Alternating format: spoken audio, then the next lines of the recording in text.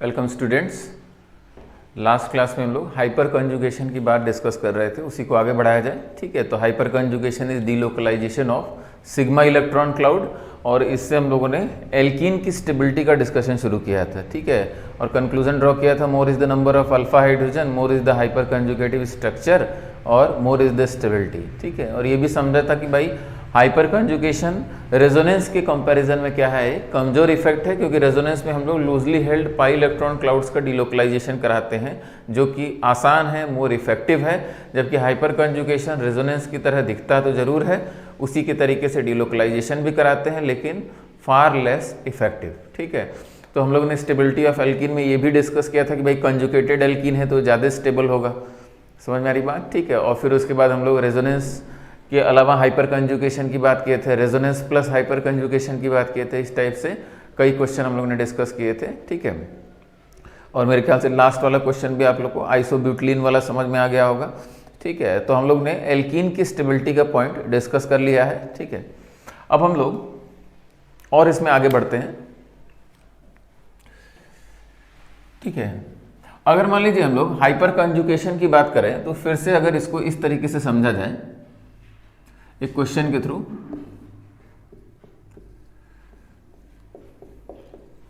ठीक है,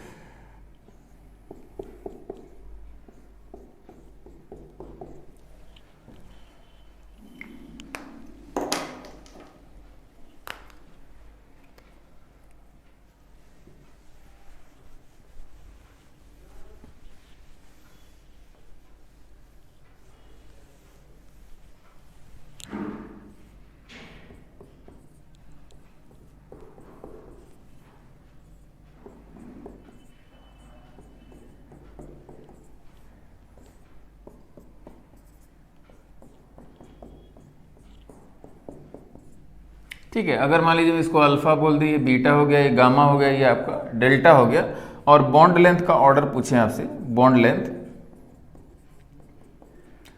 तो यहाँ आपको समझने वाली बात यह है कि भाई यहाँ प्योर सिंगल बॉन्ड है, यहाँ क्या है, प्योर डबल बॉन्ड है। ठीक है, यहाँ डबल बॉन्ड दिख रहा है और यहाँ सिंगल बॉन्ड दिख रहा है, और हमें एक खास बात दिख रही है कि यहाँ रेजोनेंस तो नहीं दिख रहा है। ठीक है, तो एक आइडिया तो ये लगता है कि ये दोनों बॉन्ड लेंथ इक्वल होनी चाहिए और ये दोनों बॉन्ड लेंथ क्या होनी चाहिए, इक्वल होनी चाहिए, लेकिन ऐसा होता नहीं है। क्यों? क्योंकि यहाँ देखिए, यहाँ आप अल्फा कार्बन अल्फा हाइड्रोजन की बात करने जा रहे हैं। अच्छा, ये बॉन्ड लेंथ के लिए अल्फा इस्तेमाल किया है। यहाँ देखिए, यहाँ हाइपर कंजुगेशन की पॉसिबिलिटी दिख रही है, और अगर हाइपर कंजुगेशन और हाइपर कंजुगेटिव स्ट्रक्चर आप बनाए, जो कि हम लोग पहले भी कर चुके हैं, तो आपका कुछ इस प्रकार से हाइपर कंजुगेटिव स्ट्रक्चर बनेगा, CH2 डबल बॉन्ड CH, और यहाँ क्या हो जाएगा, CH2 माइनस। ठीक है, ऐसे तीन हाइपर कंजुगेटिव स्ट्रक्चर आप बना सकते हैं। तो हाइपर कंजुगेशन में हुआ क्या, हाइपर कंजुगेटिव स्ट्रक्चर आपने बनाया और इसमें आपको दिख क्या रहा है, तो जिस प्रकार से रेजोनेंस में हम लोग रेजोनेटिंग स्ट्रक्चर्स के आधार पर रेजोनेंस हाइब्रिड की बात कर रहे थे, उसी प्रकार से ये भी क्या है, हाइपर कंजुगेटिव स्ट्रक्चर और also part of resonating structure. इनको भी आप रेजोनेटिंग स्ट्रक्चर बोलेंगे, और इनके कॉम्बिनेशन से ही हम लोग रेजोनेंस हाइब्रिड की बात करेंगे। नो डाउट ये ज़्यादा कंट्रीब्यूट करेगा हाइब्रिड में, और ये कम कंट्रीब्यूट करेंगे, क्योंकि चार्ज स्ट्रक्चर्स दिख रहे हैं हम लोग को, लेकिन फिर भी इनका कंट्रीब्यूशन आने जा रहा है। और जब इनका कंट्रीब्यूशन आएगा तो हमको क्या दिखेगा कि यहाँ जो आपको प्योर डबल बॉन्ड दिख रहा है, इन हाइपर कंजुगेटिव स्ट्रक्चर्स में आपको क्या दिख रहा है, सिंगल बॉन्ड दिख रहा है। यानी यहाँ की बॉन्ड लेंथ में थोड़ा सा वहाँ से सिंगल बॉन्ड कैरेक्टर आएगा, बॉन्ड लेंथ बढ़ जाएगी। और यहाँ जहाँ सिंगल बॉन्ड दिख रहा है, इन हाइपर कंजुगेटिव स्ट्रक्चर से क्या आ रहा है, डबल बॉन्ड कैरेक्टर आ रहा है, तो बॉन्ड लेंथ क्या हो जाएगी, घट जाएगी। समझ में आ रही बात? ठीक है, यानी ओवरऑल यहाँ से थोड़ा सा क्या आ जाएगा, डबल बॉन्ड कैरेक्टर, और यहाँ डबल बॉन्ड कैरेक्टर में थोड़ा सा सिंगल बॉन्ड कैरेक्टर। समझ में आ रही बात? लेकिन हाइपर कंजुगेशन क्या है, एक कमजोर इफेक्ट है, तो जो भी प्रोसेस हो रहा है उसका इफेक्ट क्या होगा, काफी हल्का होगा। ठीक है, काफी थोड़ा सा इफेक्ट होगा। तो इसका मतलब ओवरऑल अगर बॉन्ड लेंथ की बात करें तो सबसे बड़ा अल्फा होगा, क्योंकि यहाँ प्योर सिंगल बॉन्ड कैरेक्टर है। उसके बाद अगर बात किया जाए तो यहाँ डबल बॉन्ड कैरेक्टर, यहाँ भी डबल बॉन्ड कैरेक्टर आ रहा है, ज्यादा डबल बॉन्ड कैरेक्टर है कहाँ, अच्छा यहाँ सिंगल बॉन्ड कैरेक्टर आने से बॉन्ड लेंथ क्या हो गई, बढ़ गई, और यहाँ सिंगल बॉन्ड में थोड़ा सा डबल बॉन्ड कैरेक्टर आ गया, बॉन्ड लेंथ घट गई, तो इसके बाद क्या होगा, गामा होगा। अभी भी ये क्या है, लगभग पूरा सिंगल बॉन्ड कैरेक्टर है। उसके बाद आपका क्या हो जाएगा, डेल्टा हो जाएगा, उसके बाद क्या हो जाएगा, बीटा हो जाएगा। तो ये आपका क्या हो गया, प्योर सिंगल ये आपका क्या हो गया, प्योर डबल बॉन्ड। और इसको इस तरीके से समझिएगा, डबल बॉन्ड में थोड़ा सा सिंगल बॉन्ड कैरेक्टर और सिंगल बॉन्ड में थोड़ा सा डबल बॉन्ड कैरेक्टर। समझ में आ रही बात? तो ये आपका बॉन्ड लेंथ। अच्छा, हाइपर कंजुगेशन की अगर बात करें तो हाइपर कंजुगेशन की शुरुआत भी इसी एग्जांपल से होती है। एक्सपेरिमेंटली ये पाया गया कि भाई इनकी बॉन्ड लेंथ तो इक्वल होनी चाहिए थी, इनकी बॉन्ड लेंथ इक्वल होनी चाहिए थी, जबकि इनकी बॉन्ड लेंथ इक्वल नहीं पाई गई। ठीक है, और रेजोनेंस के लिए हम लोग को कंडीशन भी नहीं दिख रही है। ठीक है, यहाँ कोई कंडीशन ऑफ कंजुगेशन या रेजोनेंस की पॉसिबिलिटी नहीं दिख रही, तो इनकी बॉन्ड लेंथ अनइक्वल होने का कारण क्या हुआ? तब यहाँ हाइपर कंजुगेशन के इंट्रोडक्शन की बात आ गई कि जरूर कोई और भी यहाँ फिनोमिनन ऑपरेट कर रहा है, जिसको बाद में डिस्कवर किया गया और हाइपर कंजुगेशन नाम दिया गया। सिग्मा इलेक्ट्रॉन क्लाउड के डीलोकलाइजेशन से हाइपर कंजुगेटिव स्ट्रक्चर्स की बात की गई। समझ में आ रही बात? तो ये आपका काफी इंपॉर्टेंट एग्जाम्पल है, यानी बॉन्ड लेंथ कंपेरिजन के सवाल अब आने जा रहे हैं। ठीक है,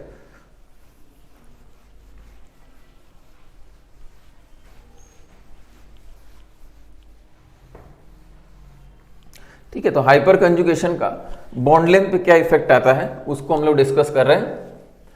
एक क्वेश्चन लिखिए, arrange in decreasing order of bond length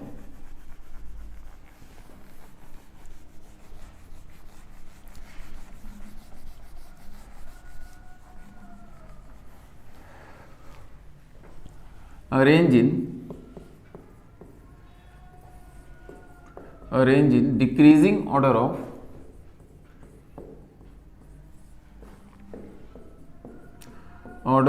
bond length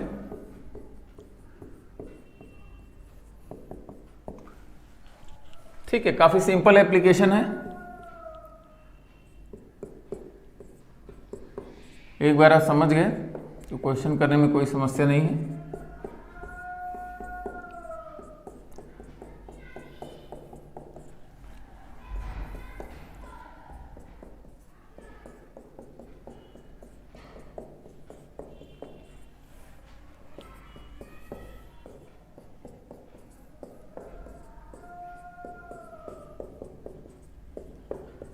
ठीक है, इसको अल्फा बोल दिया, ये आपका बीटा हो गया, ये गामा हो गया, ये आपका डेल्टा हो गया।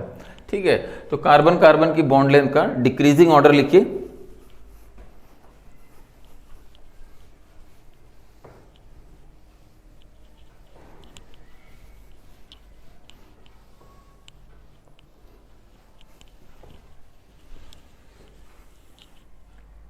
अच्छा, बहुत सिंपल। यहाँ अल्फा हाइड्रोजन की बात करें तो अल्फा हाइड्रोजन आपका क्या हो गया, 0 हो गया, यहाँ आपका 3 हो गया है, यहाँ आपका 6 हो गया और यहाँ क्या है 12, मैक्सिमम अल्फा हाइड्रोजन। और जितने अल्फा हाइड्रोजन उतने hyper conjugative structure involving CH bond. यहाँ 12 हाइपर कंजुगेटिव स्ट्रक्चर्स की बात कर सकते हैं। ठीक है, तो अगर इसके स्ट्रक्चर को हम ओपन करें, हाइपर कंजुगेटिव स्ट्रक्चर बनाना हम लोग ने डिस्कस किया था, एक बार देखिए यहाँ। ठीक है, CH2H मान लीजिए कर दिया, तो एक बार इसके सिग्मा इलेक्ट्रॉन क्लाउड को आपने डीलोकलाइज कराया। ठीक है, तो बारी बारी से यहाँ से 3 बनेगा, यहाँ से 3, ठीक है, यहाँ से 3 और यहाँ से 3 की बात करेंगे। और सभी हाइपर कंजुगेटिव स्ट्रक्चर्स में क्या होगा, यहाँ क्या आएगा, सिंगल बॉन्ड कैरेक्टर आएगा, यानी बॉन्ड लेंथ क्या हो जाएगी, बढ़ जाएगी। ओवरऑल जो हाइब्रिड हम लोग बनाएंगे उसमें यहाँ बॉन्ड लेंथ क्या हो जाएगी, प्योर डबल बॉन्ड की नहीं रहेगी, थोड़ी सी बॉन्ड लेंथ बढ़ जाएगी। समझ में आ रही बात? तो फिर से समझिए, यहाँ जहाँ सिंगल बॉन्ड था वहाँ डबल बॉन्ड कैरेक्टर आता है और जहाँ डबल बॉन्ड है वहाँ सिंगल बॉन्ड कैरेक्टर आ रहा है। तो सबसे ज़्यादा बॉन्ड लेंथ कहाँ बढ़ेगी, यहाँ। जितने हाइपर कंजुगेटिव स्ट्रक्चर उतना बॉन्ड लेंथ यहाँ बढ़ जाएगी, फिर गामा, फिर उसके बाद बीटा, फिर उसके बाद अल्फा। काफ़ी आसान। ठीक है,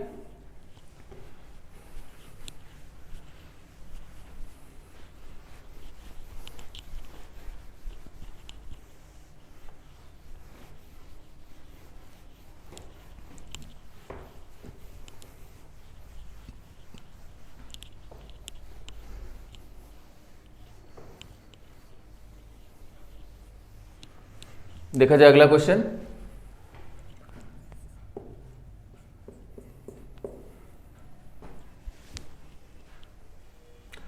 अच्छा, अगर मान लीजिए हम इस टाइप से दें, CH3 CH double bond CH, ये आपका CH3, ठीक है, ये आपका अल्फा हो गया। अभी आपने कंपैरिजन किया CH3 होल ट्वाइस C ठीक है, ये आपका बीटा हो गया।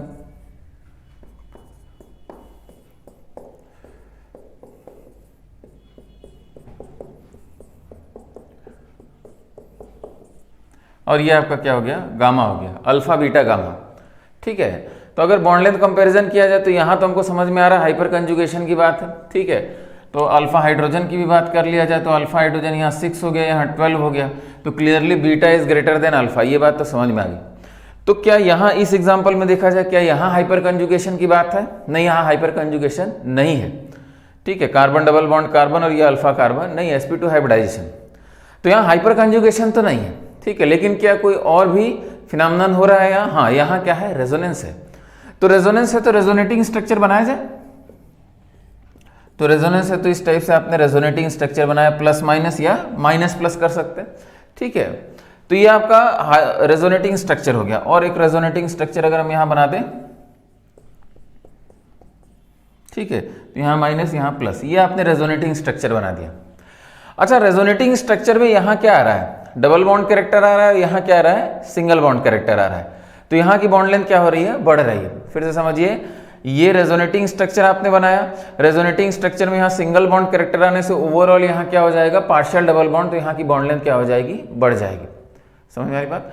तो बॉन्ड लेंथ बढ़ने से क्या होगा, ठीक है। अब लेकिन कंपेयर कैसे किया जाए, यहाँ तो हाइपर कंजुगेशन की आप बात कर रहे थे और 12 हाइपर कंजुगेटिव स्ट्रक्चर और बॉन्ड लेंथ बढ़ा रहे थे, और यहाँ रेजोनेटिंग स्ट्रक्चर की बात किया। अच्छा, इसका रेजोनेंस क्या बहुत बढ़िया रेजोनेंस है? नहीं, बढ़िया रेजोनेंस भी नहीं है, क्योंकि कार्बन पे प्लस माइनस चार्ज सेपरेशन का रेजोनेंस है, बहुत बढ़िया रेजोनेंस तो नहीं है।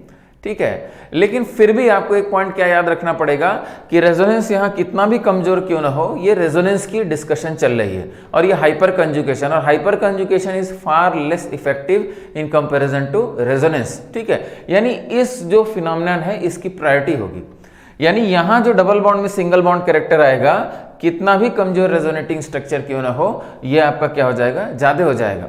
यानी सबसे बड़ा इसमें बॉन्ड लेंथ क्या हो जाएगा, सबसे बड़ी बॉन्ड लेंथ हो जाएगी गामा की, उसके बाद बीटा की, उसके बाद क्या हो जाएगा, अल्फा हो जाएगा। क्यों ऐसा? क्योंकि गामा में क्या हो रहा है, रेजोनेंस है, और बीटा और अल्फा में क्या है, बीटा और अल्फा में आपका हाइपर कंजुगेशन।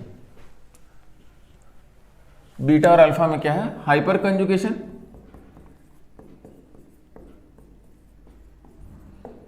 हाइपर कंजुगेशन है, ये पॉइंट समझ में आ रहा है? ठीक है। अच्छा, इसको एक एग्जांपल से भी समझने की कोशिश करिए। जैसे अगर मान लीजिए, ठीक है, carbon carbon pure double bond की अगर बात करें, ठीक है, इसको हम रफली अगर मान लीजिए बोल देते हैं, इसकी बॉन्ड लेंथ क्या है, 50 है। बॉन्ड लेंथ की अगर बात करें, वैल्यू का यहाँ कोई सिग्निफिकेंस नहीं है। ठीक है, तो अगर मान लीजिए यहाँ 50 मान लिया जाए carbon carbon pure double bond की बॉन्ड लेंथ, तो यहाँ कि ये क्या हो रहा है, ये रेजोनेंस हो रहा है, बॉन्ड लेंथ बढ़ गई। बॉन्ड लेंथ बढ़ गई तो कितनी हो गई, 50 से बढ़ के आपका यहाँ क्या हो गया, 52 हो गया। सपोज, समझ में आ रही है, 52 हो गया, क्योंकि यहाँ रेजोनेंस तो हो रहा है लेकिन रेजोनेंस उतना बढ़िया तो नहीं है। ठीक है, लेकिन फिर भी बॉन्ड लेंथ बढ़ेगी और 50 से बढ़ के सपोज 52 हो गया।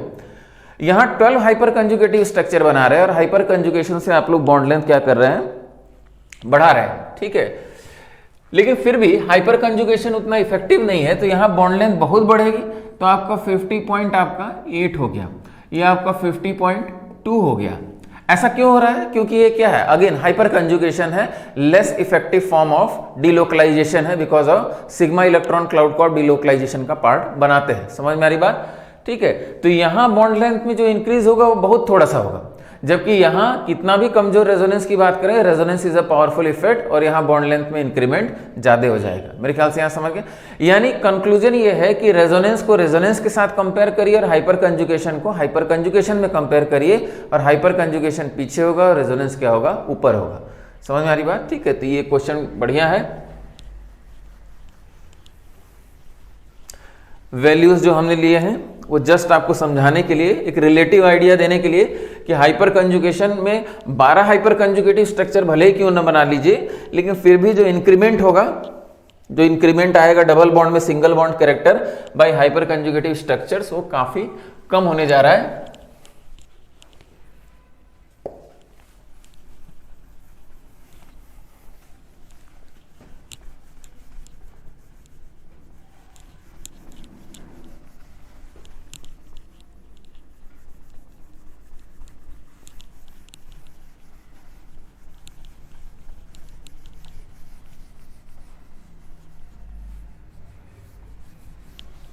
चलिए तीसरा क्वेश्चन देखते हैं।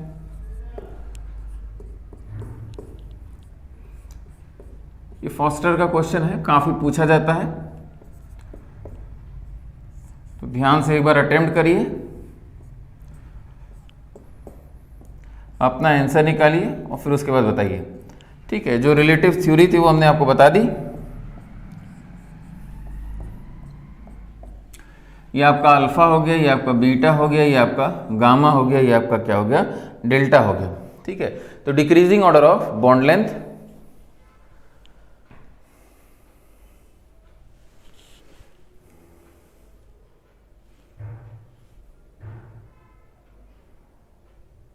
डिस्कस किया जाए। अच्छा, यहां देखा जाए, यहां कार्बन डबल बॉन्ड कार्बन है, क्या यहां रेजोनेंस हो रहा है? नहीं। क्या हाइपर कंजुगेशन हो रहा है? हाँ, हाइपर कंजुगेशन हो रहा है, क्योंकि यहां अल्फा हाइड्रोजन है,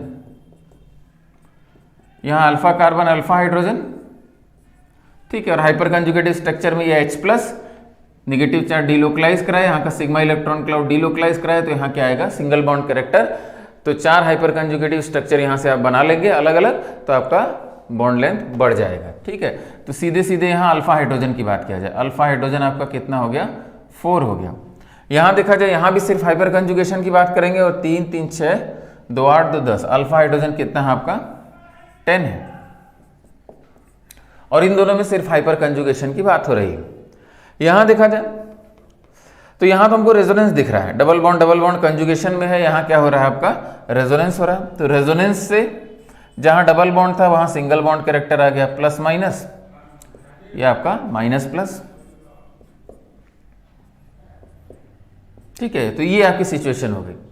और नीचे देखा जाए तो बेंजीन का स्ट्रक्चर है, इसमें भी आपका रेजोनेंस होगा, और बेंजीन में तो आपने इक्विवेलेंट रेजोनेटिंग स्ट्रक्चर्स की बात किया था, ये आपका रेजोनेंस है। ठीक है, तो यानी यहां हम किसकी बात कर रहे हैं, यहां हाइपर कंजुगेशन की बात कर रहे हैं,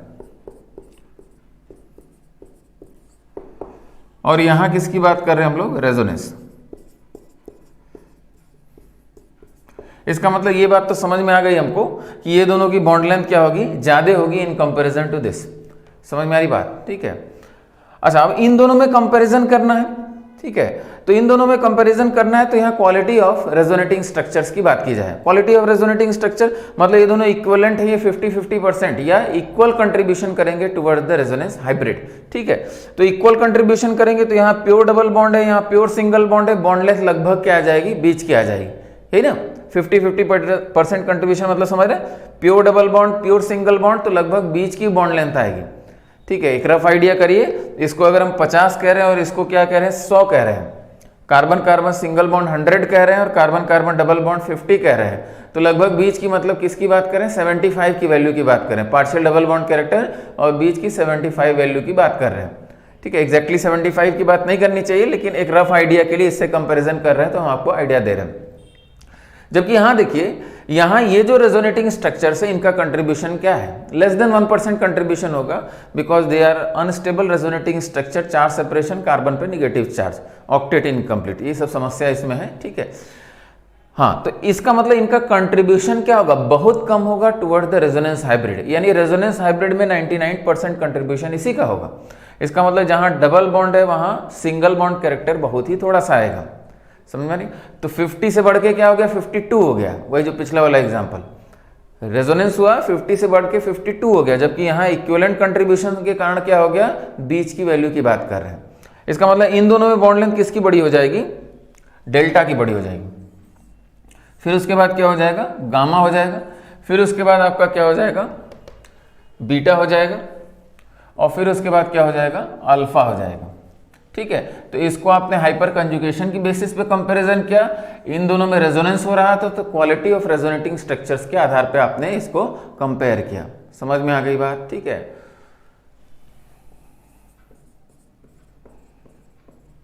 रेजोनेंस हाइपर कंजुगेशन। ठीक है, तो ये मेरे ख्याल से आपको एग्जांपल समझ में आ गया। तो हाइपर कंजुगेटिव स्ट्रक्चर्स में अगर कंपेयर करना है तो अल्फा हाइड्रोजन काउंट कर लीजिए, और रेजोनेंस अगर कई जगह हो रहा है तो आप क्वालिटी ऑफ रेजोनेंस की बात करिए।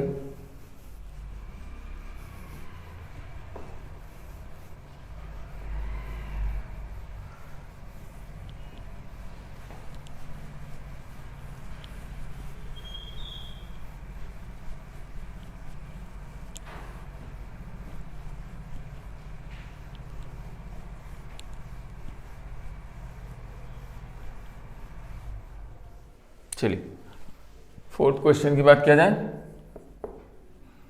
एक सिंपल और क्वेश्चन देते, CH2 डबल बॉन्ड CH,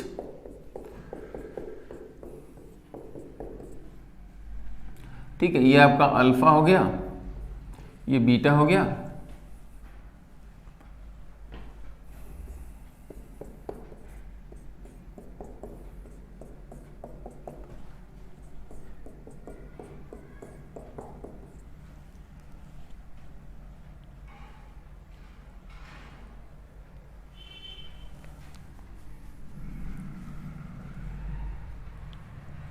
चलिए इसमें जरा देखा जाए, इसको हटाते हैं।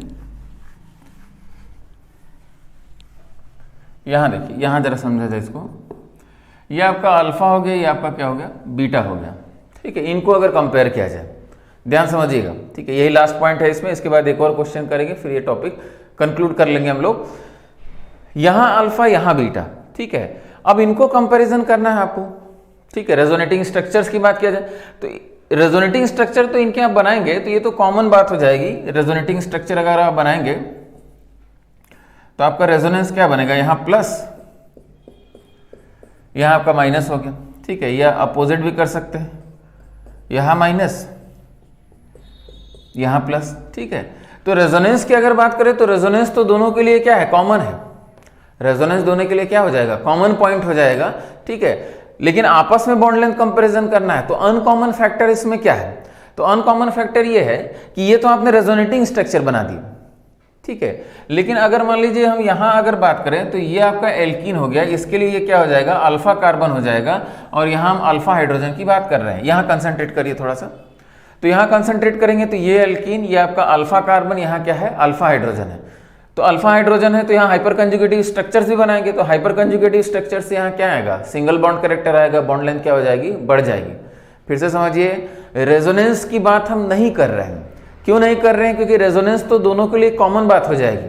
रेजोनेंस का जो इफेक्ट यहाँ आएगा वही इफेक्ट यहाँ आएगा, यहाँ single bond character, double bond character आएगा और यहाँ सिंगल बॉन्ड कैरेक्टर थोड़ा सा आ जाएगा, बॉन्ड लेंथ में इंक्रीज हो जाएगा, ठीक है। जैसे इससे पहले वाला जो हम एग्जाम्पल लिख रहे थे, CH2 डबल बॉन्ड C, ठीक है, डबल बॉन्ड यहाँ क्या हो गया, CH2 हो गया, ठीक है।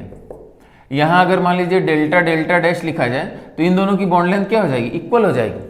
क्यों इक्वल हो जाएगी, क्योंकि रेजोनेंस हो रहा है वो तो दोनों के लिए क्या है, कॉमन बात है।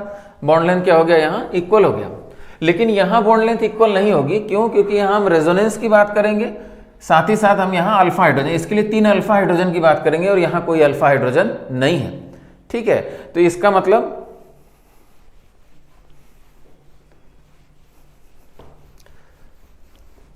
यहां बस ध्यान दीजिए, यहां आपको क्या लिखना है, सिंपली रेजोनेंस तो कॉमन है तो रेजोनेंस की बात नहीं किया जाए, यहां सिंपली अल्फा हाइड्रोजन की बात किया जाए 3, और यहां इसके लिए अल्फा हाइड्रोजन क्या हो गया है, 0 हो गया है, अनकॉमन फैक्टर। तो इसका मतलब यहां हाइपर कंजुगेशन से भी थोड़ा बहुत कंट्रीब्यूशन हो जाएगा और डबल बॉन्ड में सिंगल बॉन्ड कैरेक्टर बढ़ जाएगा, इसलिए बॉन्ड लेंथ क्या हो जाएगी, बड़ी हो जाएगी, अल्फा ग्रेटर देन क्या हो गया, बीटा हो गया। फिर से एक बात क्लियर किया जाए, रेजोनेंस की बात क्यों नहीं करें, किसी और से कंपैरिजन करते तब यहां रेजोनेंस की बात करते, ठीक है। लेकिन अगर इन दोनों में कंपैरिजन करना है तो रेजोनेंस की बात न करके, रेजोनेंस कॉमन फैक्टर हो गया, अनकॉमन फैक्टर, यहां हाइपर कंजुगेटिव स्ट्रक्चर्स भी बनेंगे। जबकि यहां क्या है, यहां हाइपर कंजुगेशन के लिए अल्फा कार्बन अल्फा हाइड्रोजन नहीं है, तो हाइपर कंजुगेटिव स्ट्रक्चर्स बनाएंगे तो यहां सिंगल बॉन्ड कैरेक्टर और बढ़ जाएगा, थोड़ा सा ही बढ़ेगा लेकिन थोड़ा सा इंक्रीमेंट इससे ज्यादा हो जाएगा, इसका मतलब अल्फा ग्रेटर देन बीटा, ठीक है। तो रेजोनेंस प्लस अल्फा हाइड्रोजन का कॉन्सेप्ट हो गया।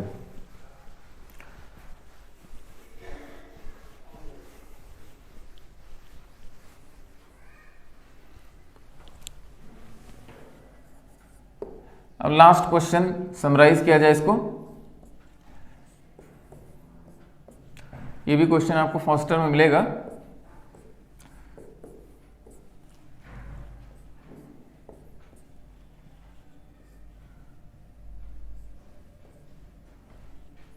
ठीक है, ये आपका अल्फा हो गया, ये आपका बीटा हो गया, ये आपका गामा हो गया, ये आपका डेल्टा हो गया, decreasing order of bond length, ठीक है। अरेंज करिए अपने से, एक बार कोशिश करिए।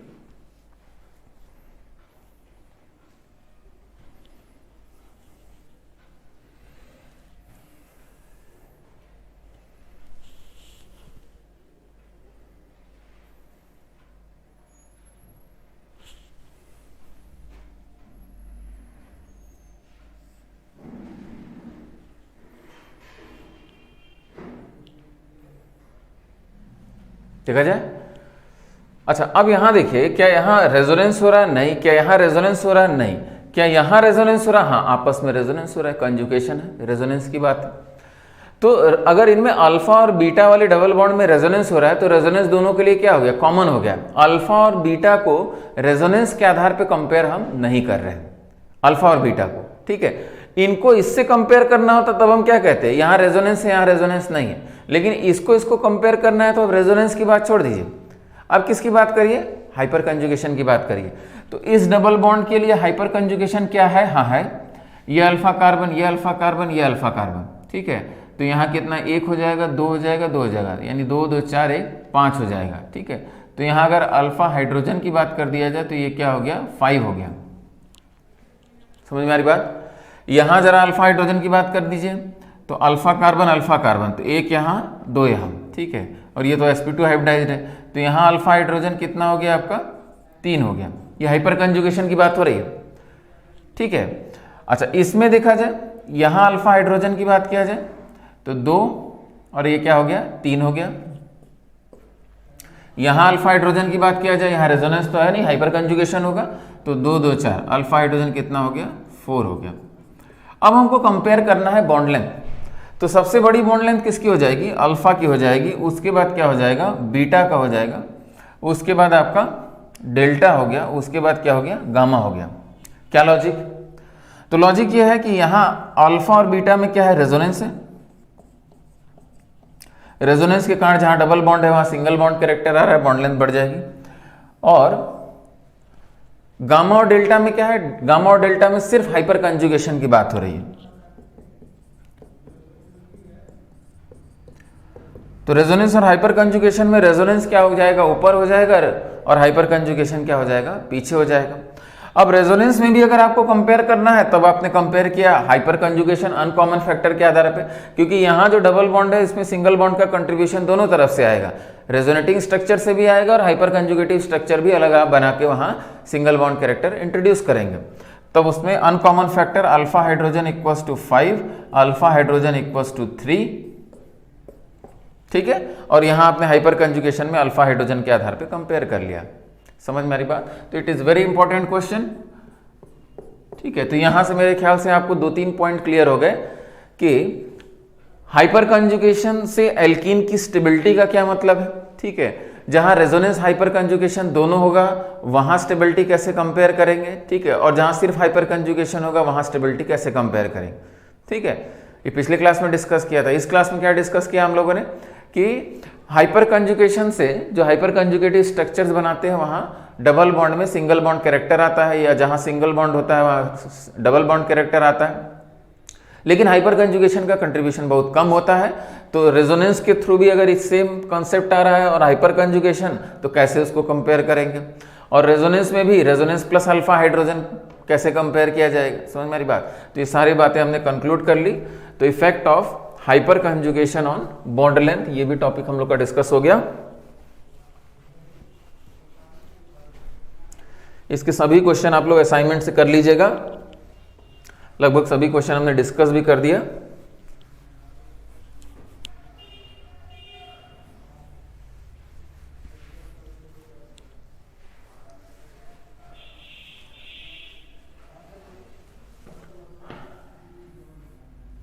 अच्छा, अगला एक पॉइंट समझने की कोशिश करते हैं। Electron releasing effect of alkyl benzene.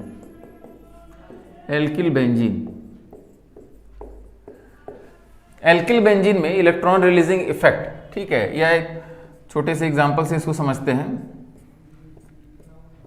यहां आपका R हो गया, दिस इज एल्किल ग्रुप, इसी को हम लोग क्या बोल रहे हैं? Alkyl benzene. एल्किल बेंजीन, ठीक है। तो इसका एक एग्जांपल लिया जाए।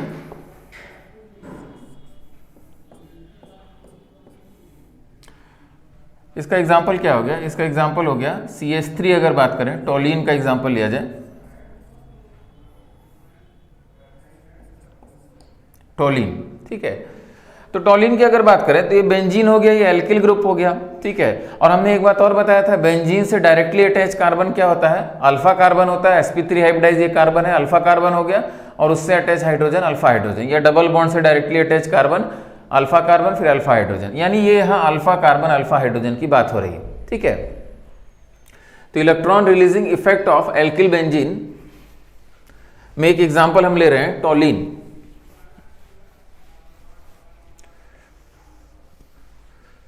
देखिए, अगर हम टॉलिन की बात करें तो ये आपका 3 हाइड्रोजन इस प्रकार से हमने बना दिया, ये आपका अल्फा कार्बन हो गया, ये आपका अल्फा हाइड्रोजन। यहां तक बात समझ में आ रही? सेम कॉन्सेप्ट जो आपने एल्कीन में किया था वही अगर बेंजीन में इस तरीके से दिखाया जाए तो कैसे उसको दिखाया जाएगा। तो ये जो इसका सिग्मा इलेक्ट्रॉन क्लाउड है, सिग्मा इलेक्ट्रॉन क्लाउड का हम लोग क्या करा रहे हैं, यहाँ डिलोकलाइजेशन करा रहे हैं। तो सेम अगर मान लीजिए हम स्ट्रक्चर्स बनाने की कोशिश करें तो आपका क्या हो जाएगा, यहाँ आपका H प्लस H और यहाँ ये निगेटिव चार्ज। समझ में आ रही बात? अच्छा, जिस प्रकार से रेजोनेंस में आप निगेटिव चार्ज का डिलोकलाइज कराते थे, ठीक है, यहाँ आपका निगेटिव चार्ज आता था या पॉजिटिव चार्ज आता था, उसको फर्दर हम डिलोकलाइज कराने लगते थे। तो यहाँ भी वही काम कराया जाए। तो आपको रेजोनेटिंग स्ट्रक्चर बनाने आता है तो आप हाइपर कंजुगेटिव स्ट्रक्चर्स भी बना लेंगे, कोई इसमें समस्या नहीं है। यहाँ आपका H हो गया और यहाँ आपका H प्लस। फिर आप अगर स्ट्रक्चर बनाते हैं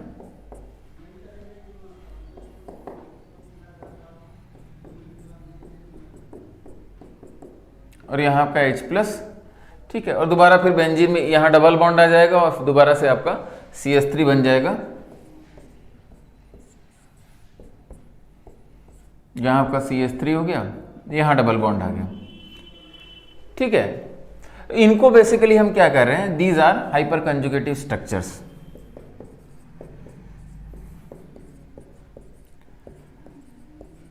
हाइपर कंजुगेटिव स्ट्रक्चर्स, समझ में आ रही बात? ये जो स्ट्रक्चर्स हैं इनको हम क्या बोल रहे हैं, हाइपर कंजुगेटिव स्ट्रक्चर्स बोल रहे हैं, ठीक है। अब फिर से एक बार ध्यान से समझने की कोशिश करिएगा, ये जो निगेटिव चार्ज आपको डिलोकलाइज होता हुआ दिख रहा है, निगेटिव चार्ज कहाँ गया है, पहली बात ये समझने की कोशिश करिए। तो जिस प्रकार से रेजोनेंस में होता था बेंजीन पे ऑर्थो और पैरा पोजीशन पे चार्जेस जाते थे, उसी प्रकार से हाइपर कंजुगेशन में भी आपका क्या हो रहा है, ये अल्फा कार्बन अल्फा हाइड्रोजन, इसका सिग्मा इलेक्ट्रॉन क्लाउड आप डिलोकलाइज करा रहे हैं, तो यहाँ क्या हो रहा है, ऑर्थो और पैरा पोजीशन पे निगेटिव चार्ज डेंसिटी जा रही है। यानी hyper conjugation increases the electron density on ortho and para position of the benzene ring. समझ में आ रही बात? तो लिख लेते हैं, hyper conjugation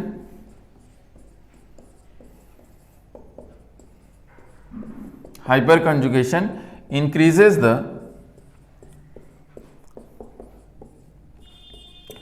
electron density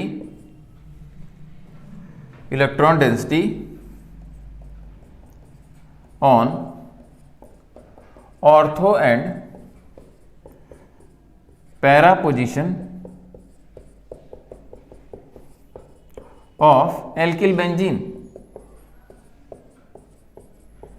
alkyl benzene generalise कर दिया, ठीक है। तो एल्किल बेंजीन में अगर आप हाइपर कंजुगेटिव स्ट्रक्चर्स बना रहे हैं तो जो सिग्मा इलेक्ट्रॉन क्लाउड है वो ऑर्थो और पैरा पे डिलोकलाइज कराता है, तो ऑर्थो पैरा पे इलेक्ट्रॉन डेंसिटी आपकी क्या हो जाती है, बढ़ जाती है। ये पॉइंट समझ में आ गया, ठीक है। अच्छा, हाइपर कंजुगेशन से ये alkyl group CH3 group benzene पे इलेक्ट्रॉन डेंसिटी भेज रहा है कि उस पर घटा रहा है, तो भेज रहा है। तो हाइपर कंजुगेशन यहाँ क्या है, एक इलेक्ट्रॉन डोनेटिंग इफेक्ट है, it is an electron donating effect, ठीक है। तो hyper conjugation is an electron donating effect, जो कि यहाँ सीधे सीधे हम लोग को दिख रहा है, सिंपल सी बात है। अच्छा, ऐसा क्वेश्चन कि भाई कितने हाइपर कंजुगेटिव स्ट्रक्चर बनेंगे, तो ढेर सारे बनेंगे, ये यहाँ एग्जैक्टली क्वेश्चन पूछा नहीं जाता। आप यहाँ देखिए, इस CH बॉन्ड की सिग्मा इलेक्ट्रॉन क्लाउड को आपने डिलोकलाइज कराया और ये हाइपर कंजुगेटिव स्ट्रक्चर बन गए। फिर आप इस CH बॉन्ड की सिग्मा इलेक्ट्रॉन क्लाउड को डिलोकलाइज करेंगे, फिर इस CH बॉन्ड की सिग्मा इलेक्ट्रॉन क्लाउड को डिलोकलाइज कराएंगे।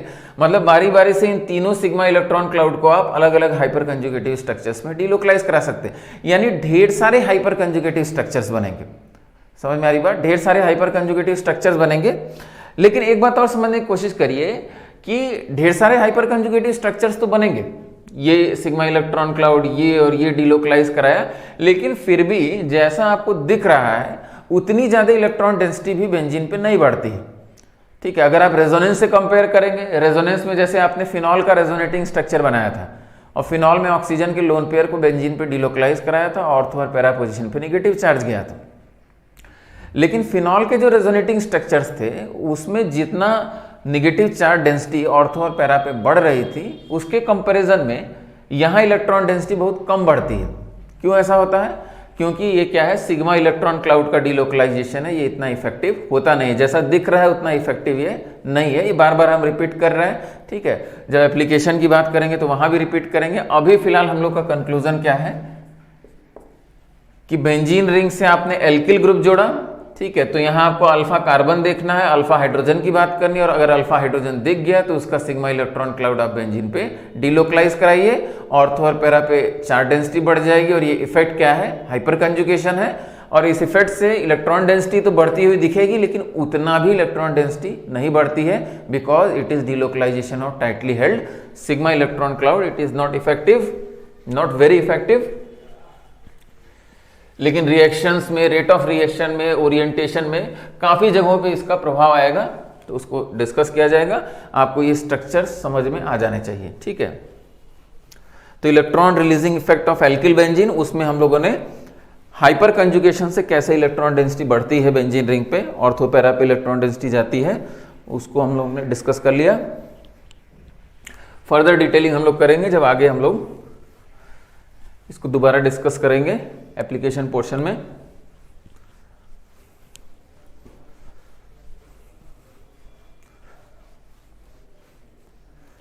ठीक है, अब हम लोग अगला पॉइंट डिस्कस करें, हाइपर कंजुगेशन इन कार्बोकैटायन।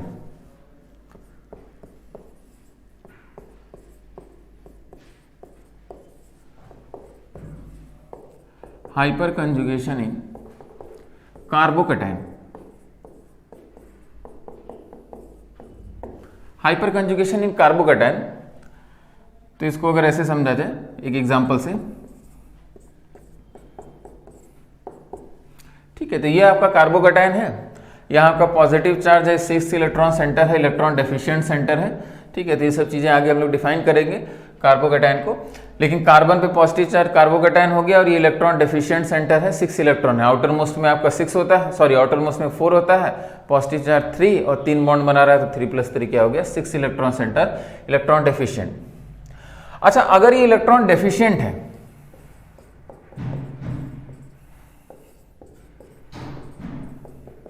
तो हमने आपको एक चीज बताया था, ठीक है, कि अगर ये इलेक्ट्रॉन डेफिशिएंट है तो कोई इलेक्ट्रॉन भेजे तो इसको स्टेबलाइज करेगा। चार्ज हमेशा अनस्टेबिलिटी का कारण होता है, और जैसा चार्ज है उसका अपोजिट इफेक्ट उस पर भेजिए, चार्ज को न्यूट्रलाइज करने की कोशिश करिए, ठीक है, तभी स्टेबिलिटी आएगी। तो यहाँ पॉजिटिव चार्ज है तो इसको न्यूट्रलाइज करने के लिए क्या करना पड़ेगा? इलेक्ट्रॉन डेंसिटी भेजनी पड़ेगी इसकी तरफ। और यहाँ इससे अटैच कौन है? इससे अटैच है CH3। तो CH3 का इफेक्ट क्या क्या होता है इसको समझा जाए तो CH3 का एक इफेक्ट तो हम लोगों ने क्या पढ़ा है? Plus I effect. Plus I effect क्या होता है? इसके सिग्मा इलेक्ट्रॉन क्लाउड का यहाँ डिलोकलाइज होना, और यहाँ क्या हो जाएगा? Delta minus charge. तो CH3 प्लस आई इफेक्ट से ये इफेक्ट कौन सा हो गया? Plus I effect. और प्लस आई इफेक्ट से इस कार्बोकैटायन को CH3 क्या करेगा? स्टेबलाइज करेगा। लेकिन जितनी स्टेबिलिटी इस प्लस आई इफेक्ट से हम लोग एक्सपेक्ट करते हैं इस कार्बोकैटायन की, उससे कहीं ज्यादा स्टेबल ये कार्बोकैटायन एक्चुअल में पाया गया है, एक्सपेरिमेंटली पाया गया है, ठीक है। तब यहाँ खोज हुई कि भाई जितना स्टेबिलिटी हम एक्सपेक्ट कर रहे थे उससे भी ज्यादा स्टेबल है, प्लस आई जितनी स्टेबिलिटी प्रोवाइड करता है उससे भी ज्यादा स्टेबल है, ठीक है। तो कैसे, कौन सा कारण है, कौन सा ऐसा इफेक्ट है जो इसको स्टेबलाइज कर रहा है? तब बात क्या आई? हाइपर कंजुगेशन इसको स्टेबलाइज कर रहा है। तो यहाँ 2 इफेक्ट लग रहे हैं, प्लस आई भी लग रहा है और साथ साथ हाइपर कंजुगेशन से भी ये कार्बोकैटायन स्टेबलाइज हो रहा है, ठीक है। ठीक है, तो यहाँ एक स्टेटमेंट आता है जिसको लिख नहीं रहे हैं, हम खाली बोल रहे हैं कि भाई इस carbocation the stability expected bye plus I, this carbocation is far more stable in comparison to stability expected from the plus I of the CH3, ठीक है। Then we have introduced an extra effect that is hyperconjugation. This carbocation is stabilized by hyperconjugation, ठीक है। वो कैसे हो रहा है इसको समझा जाए तो प्लस आई भी लग रहा है और हाइपरकंजुगेशन भी।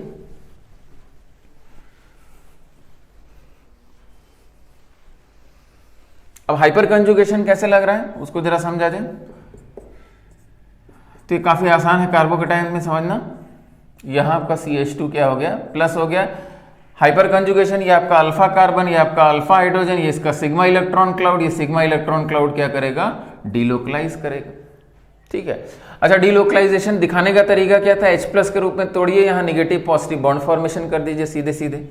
ठीक है, तो हाइपर कंजुगेटिव स्ट्रक्चर जरा देखा जाए, यहाँ आपका H+, डबल बॉन्ड क्या हो गया आपका CH2 हो गया। ठीक है, ये आपका हाइपर कंजुगेटिव स्ट्रक्चर बन गया। और भी देखा जाए हाइपर कंजुगेटिव स्ट्रक्चर, यहां हमने H+ लिख दिया। ठीक है, ये हमने पिछले क्लास में भी समझाया था, ये H+ लिखने का मकसद यही है कि थोड़े समय के लिए उसका सिग्मा इलेक्ट्रॉन क्लाउड हम लोग डीलोकलाइज कर रहे हैं। ये आपका क्या हो गया, these are 3 hyper conjugative structures.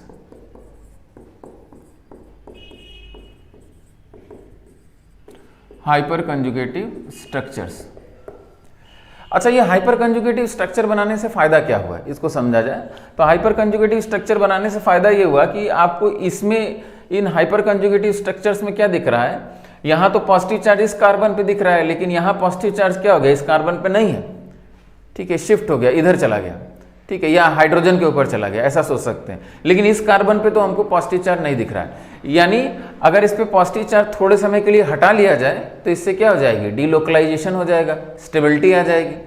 समझ में आ रही बात। ठीक है, तो पॉजिटिव चार्ज की इंटेंसिटी क्या हो जाएगी, घट जाएगी, क्योंकि हाइपर कंजुगेटिव स्ट्रक्चर्स में यहाँ कार्बन पे पॉजिटिव चार्ज नहीं है। और देखिए क्या कर रहा है, यहाँ सिंगल बॉन्ड दिख रहा है और यहाँ क्या दिख रहा है, डबल बॉन्ड। डबल बॉन्ड आने से बॉन्ड लेंथ क्या होगी, छोटी होगी, और बॉन्ड लेंथ छोटी होगी तो बॉन्ड क्या हो जाएगा, मजबूत हो जाएगा। यानी 2 इफेक्ट आ रहे हैं हाइपर कंजुगेशन से, एक तो यहाँ पॉजिटिव चार्ज डिलोकलाइज हो रहा है, चार्ज इंटेंसिटी कम हो रही है, और यहाँ डबल बॉन्ड कैरेक्टर आने से बॉन्ड लेंथ डिक्रीज कर रहा है, तो ओवरऑल ये कार्बोकैटायन क्या हो रहा है, स्टेबलाइज हो रहा है। समझ में आ गई बात। ठीक है, तो यानी हाइपर कंजुगेशन। अच्छा, एक बार यहाँ, एक बार यहाँ, एक बार यहाँ, 3 बार सिग्मा इलेक्ट्रॉन क्लाउड आपने डिलोकलाइज कराया और कार्बोकैटायन को क्या करा दिया, स्टेबलाइज करा दिया। ठीक है, तो above carbocation is stabilised by both hyperconjugation and plus I effect. ठीक है, और हाइपर कंजुगेशन एक मजबूत इफेक्ट है in comparison to inductive effect, और इससे ज्यादा स्टेबिलिटी प्रोवाइड कर देगा। तो जितना हम एक्सपेक्ट कर रहे थे प्लसाई से, उससे कहीं ज्यादा स्टेबल होता है कार्बोकैटायन। ठीक है, तो above carbocation is stabilized by both hyperconjugation and plus I.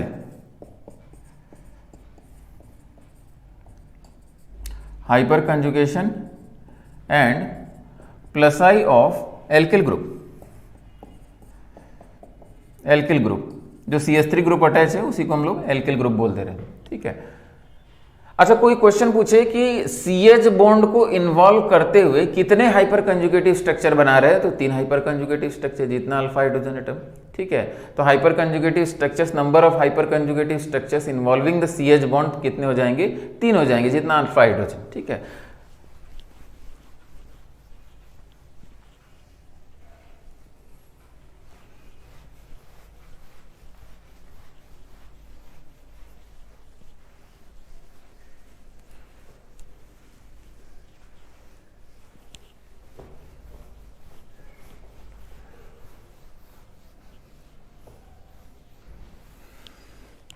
अच्छा इसको ऑर्बिटल डायग्राम के थ्रू भी अगर समझा जाए।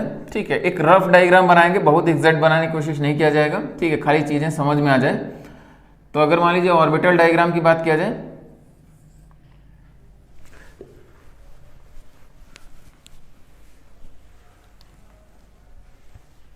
तो आप इस प्रकार से बना सकते हैं। यह आपका क्या है, ठीक है, सिग्मा इलेक्ट्रॉन क्लाउड है।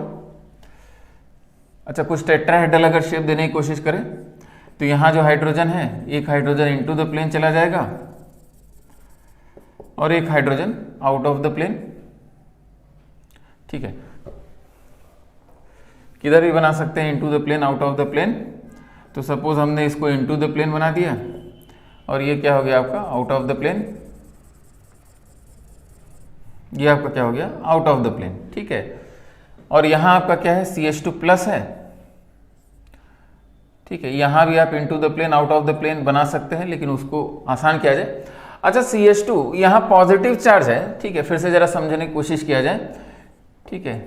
CH3 प्लस या RCH2 प्लस अगर हम ऐसे बनाते हैं, ठीक है, तो पॉजिटिव चार्ज मतलब यहाँ क्या हो गया, यहाँ एक वैकेंट ऑर्बिटल क्रिएट हुआ है और वैकेंट p ऑर्बिटल यहाँ क्या है, खाली है। वैकेंट p ऑर्बिटल इसके पास है, 3 ही बॉन्ड बना रहा है, तो एक p ऑर्बिटल क्या हो गया इसका, खाली हो गया। हाइब्रिडाइजेशन यहाँ इसका क्या है, sp2, फिर से समझिए sp2 हाइब्रिडाइजेशन है, तो एक p ऑर्बिटल, एक प्योर p ऑर्बिटल क्या है इसका, खाली है, ठीक है। और आउटर मोस्ट में इलेक्ट्रॉन कितने हैं, 6 ही है, ठीक है। तो एक प्योर p ऑर्बिटल क्या है, खाली है, तो उसको अगर हम यहाँ रिप्रेजेंट कर दें, ठीक है, तो ये आपका क्या है, वैकेंट p ऑर्बिटल है, वैकेंट p ऑर्बिटल है, ठीक है। तो फिर से समझने की कोशिश करिए, ये आपका क्या है, सिग्मा इलेक्ट्रॉन क्लाउड है, CH का सिग्मा इलेक्ट्रॉन क्लाउड, और यहाँ क्या है बगल में कार्बोकैटायन, मतलब इलेक्ट्रॉन डेफिशिएंसी है, यहाँ आउटर मोस्ट में 6 इलेक्ट्रॉन है, हाइब्रिडाइजेशन sp2 और एक p ऑर्बिटल क्या है, खाली है। तो ये जो सिग्मा इलेक्ट्रॉन क्लाउड है, ये इसमें क्या करता है, डिलोकलाइज करता है। Sigma electron cloud of the CH bond delocalise करता है या ओवरलैप करता है ये, ठीक है, ये ऑर्बिटल सिग्मा बॉन्ड, ठीक है, सिग्मा ऑर्बिटल ओवरलैप करता है वैकेंट p के साथ, और यही इसमें क्या है, हाइपर कंजुगेशन, ठीक है। या इसको आसानी से भी दिखाया जाता है। आसानी से अगर इसको दिखाना हो तो आप सिंपली क्या कर लीजिए, यहाँ आपका सिग्मा इलेक्ट्रॉन क्लाउड है, ये आपका CH2 हो गया, ठीक है, और यहाँ क्या हो गया, CH2 प्लस हो गया, ये आपका वैकेंट p है, और यही इलेक्ट्रॉन क्लाउड क्या हो रहा है, इसमें डिलोकलाइज कर रहा है, ठीक है। तो इसको फाइनली नाम क्या दिया जाता है, sigma p overlap. Sigma electron cloud vacant p में ओवरलैप करता है, सिग्मा p ओवरलैप, ठीक है। तो ऑर्बिटल डायग्राम के थ्रू भी आपने समझ लिया कि भाई हाइपर कंजुगेशन एक्चुअल में क्या है, ठीक है। यहाँ हमने ऐसे क्यों बनाया, क्योंकि यहाँ क्या है, हाइब्रिडाइजेशन sp3 है, ठीक है, तो थोड़ा टेट्राहेड्रल रिप्रेजेंटेशन देने की कोशिश किया, ठीक है। और यहाँ हाइब्रिडाइजेशन क्या है आपका, sp2 है, ठीक है।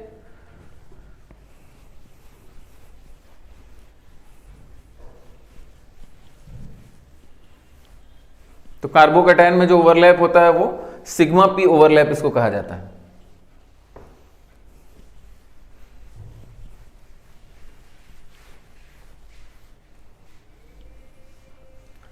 एक क्वेश्चन लिख लेते हैं, arrange in decreasing order of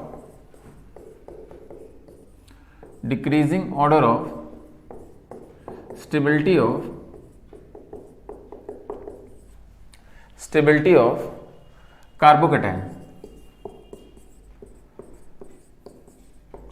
arrange in decreasing order of stability of carbocation, ठीक है। एक ही क्वेश्चन करेंगे क्योंकि कार्बोकैटायन को अलग से हम लोग डिस्कस करेंगे, तो वहां डिटेल में क्वेश्चंस किए जाएंगे। यहां बस सिंपली समझने की कोशिश करिए।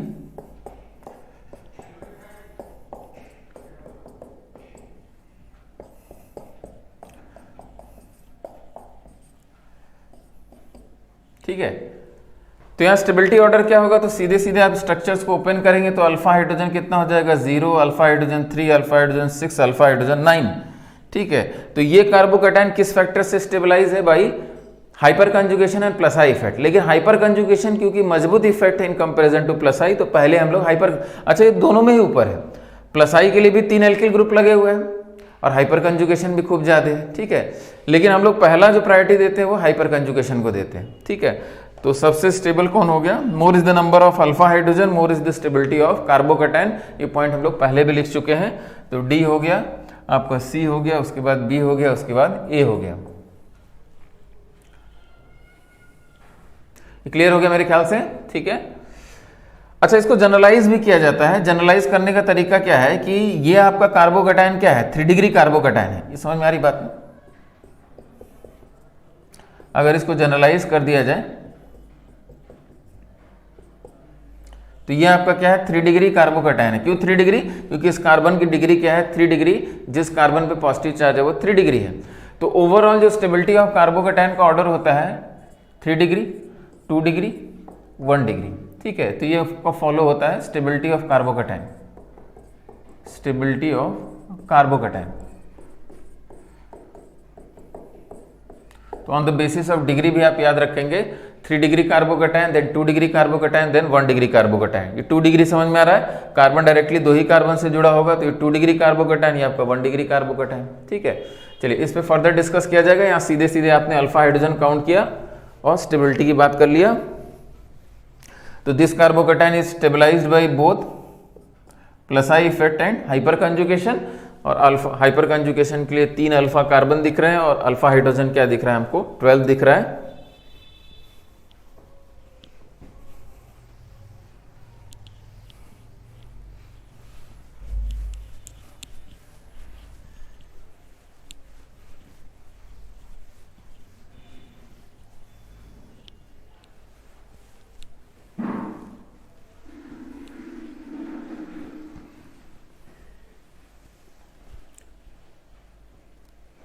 ठीक है, एक और क्वेश्चन लिखते हैं।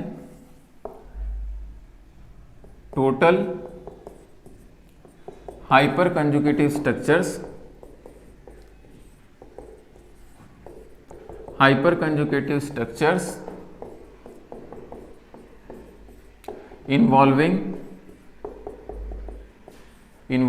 CH bond.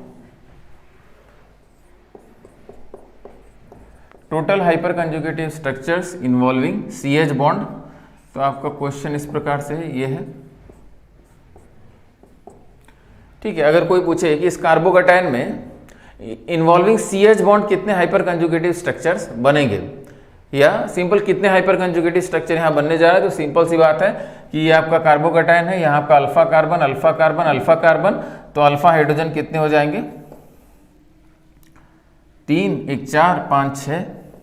ठीक है, तो यहाँ क्या हो जाएगा, 3 2 5 1 6, यानी 6 हाइपर कंजुगेटिव स्ट्रक्चर्स आपके बनेंगे इन्वॉल्विंग CH बॉन्ड। तो 6 hyper conjugative structures,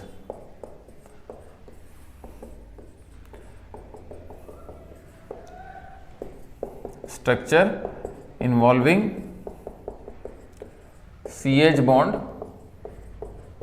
will be formed.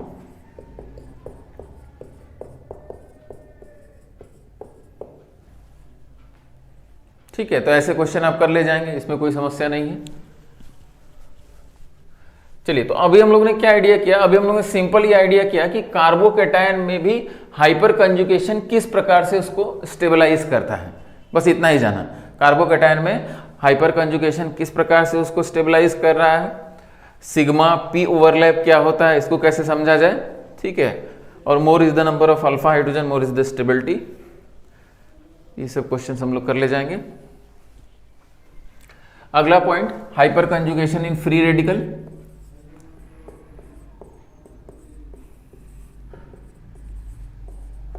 Hyper conjugation in free radical.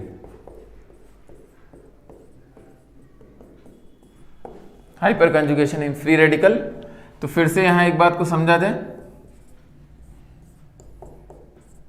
Free radical मतलब उसी का ऑड इलेक्ट्रॉन, उसी का इलेक्ट्रॉन जो बॉन्डिंग में पार्टिसिपेट नहीं कर रहा है। पहले भी हमने एक्सप्लेन किया है, कार्बन का आउटर मोस्ट में 4 होता है, 3 बॉन्ड इसने बना लिया और 1 इलेक्ट्रॉन तब क्या हो गया, बच गया। कार्बन अगर न्यूट्रल रहते हुए 3 बॉन्ड बना रहा है तो 1 इलेक्ट्रॉन उसका बॉन्डिंग में पार्टिसिपेट नहीं कर रहा है, जो कि यहां हमने रिप्रेजेंट कर दिया। ठीक है, तो इसका मतलब इसके आउटर मोस्ट में कितने इलेक्ट्रॉन हुए, तो आउटर मोस्ट में आपका कितना हो गया, 4 होता है। ठीक है, कोई पॉजिटिव नेगेटिव चार्ज है नहीं, और 3 बॉन्ड बना रहा है, मतलब आउटर मोस्ट में क्या है, 7 इलेक्ट्रॉन, यानी ये भी क्या है, इलेक्ट्रॉन डेफिशिएंट स्पीशीज है।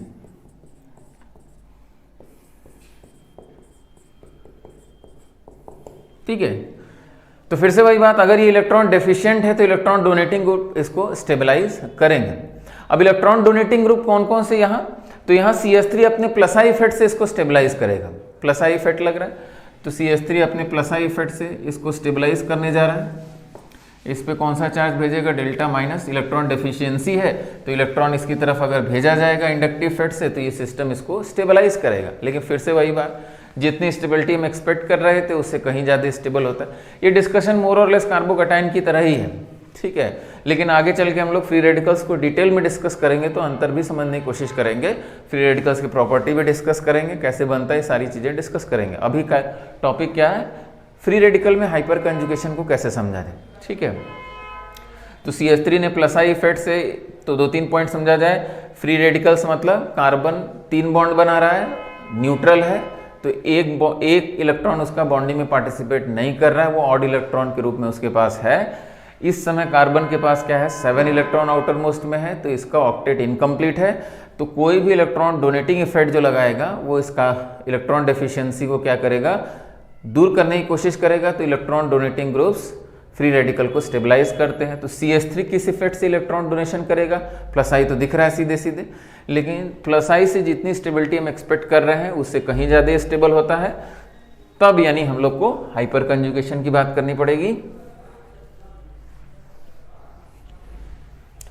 तो इसको कैसे समझा जाए,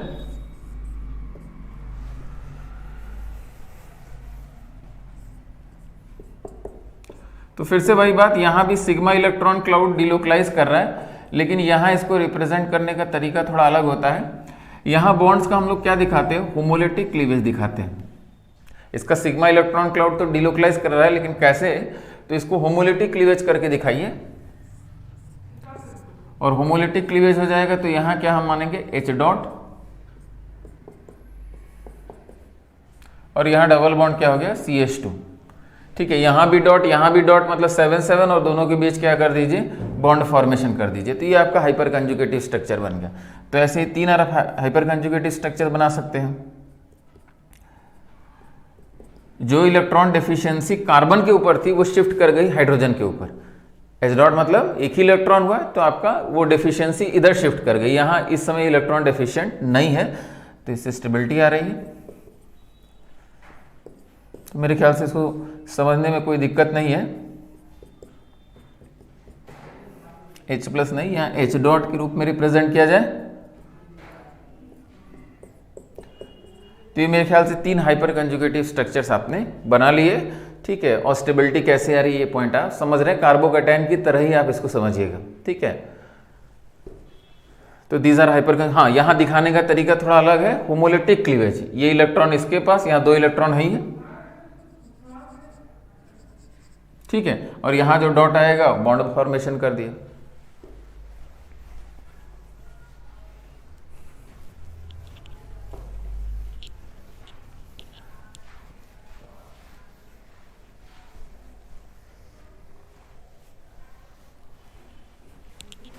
अच्छा, यहां भी अगर ऑर्बिटल ओवरलैप से हम समझाने की कोशिश करें,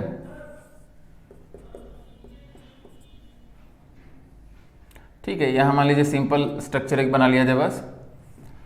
अच्छा, आगे चल के ये भी समझा जाएगा कि फ्री रेडिकल जो होता है ऑड इलेक्ट्रॉन, यहाँ जो कार्बन का हाइब्रिडाइजेशन होता है वो sp2 हाइब्रिडाइजेशन होता है, और जो ऑड इलेक्ट्रॉन होता है वो ये प्योर p ऑर्बिटल में होता है।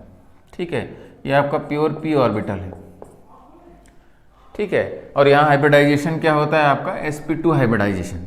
ठीक है, तो ऑड इलेक्ट्रॉन कंटेनिंग, यहाँ फिर से समझा जाए CH3 डॉट, यहाँ हाइब्रिडाइजेशन क्या होता है आपका sp2 हाइब्रिडाइजेशन होता है। ठीक है, और odd electron pure p orbital में रहता है। ठीक है, तो ये सब चीज़ आप समझे रहिएगा, आगे चल के फर्दर और डिस्कस किया जाएगा। तो यहाँ बस समझाने का क्या है कि भाई ये प्योर p ऑर्बिटल में एक ही इलेक्ट्रॉन है, तो ये क्या है, इलेक्ट्रॉन डेफिशिएंट है, और यहाँ से क्या हो रहा है, ये पार्शियल डिलोकलाइजेशन हो रहा है, यानी सिग्मा इलेक्ट्रॉन क्लाउड डिलोकलाइज कर रहा है किसमें, अनशेयर्ड p ऑर्बिटल। ठीक है, जो p ऑर्बिटल क्या है, पूरी तरीके से ये भरा भी नहीं है, इलेक्ट्रॉन डेफिशिएंट है। ठीक है, तो अनशेयर्ड p ऑर्बिटल में ये आपका डिलोकलाइजेशन हो रहा है सिग्मा इलेक्ट्रॉन क्लाउड का। ठीक है, तो इसको भी आप नाम क्या देते हैं, सिग्मा p ओवरलैप ही नाम दिया जाता है। ठीक है, तो एक पॉइंट याद कर लिया जाए, एल्कीन में जो ओवरलैप था हाइपर कंजुगेशन में, जो ऑर्बिटल ओवरलैप था वो क्या था, सिग्मा पाई स्टार ओवरलैप था। कार्बोकैटायन में सिग्मा p ओवरलैप, और फ्री रेडिकल में भी क्या होता है, sigma electron cloud unshared p orbital में डिलोकलाइज करता है, तो इसको भी सिग्मा p ओवरलैप कहा जाता है। तो इस पे भी सवाल पूछे जाते हैं।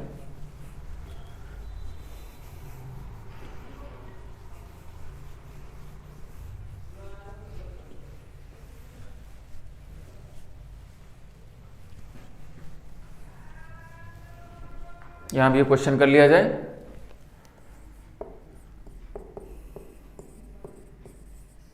Arrange in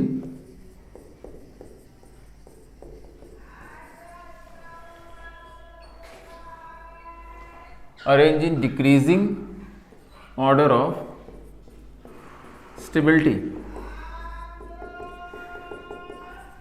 arrange in decreasing order of stability, CH3 dot CH3 CH2 dot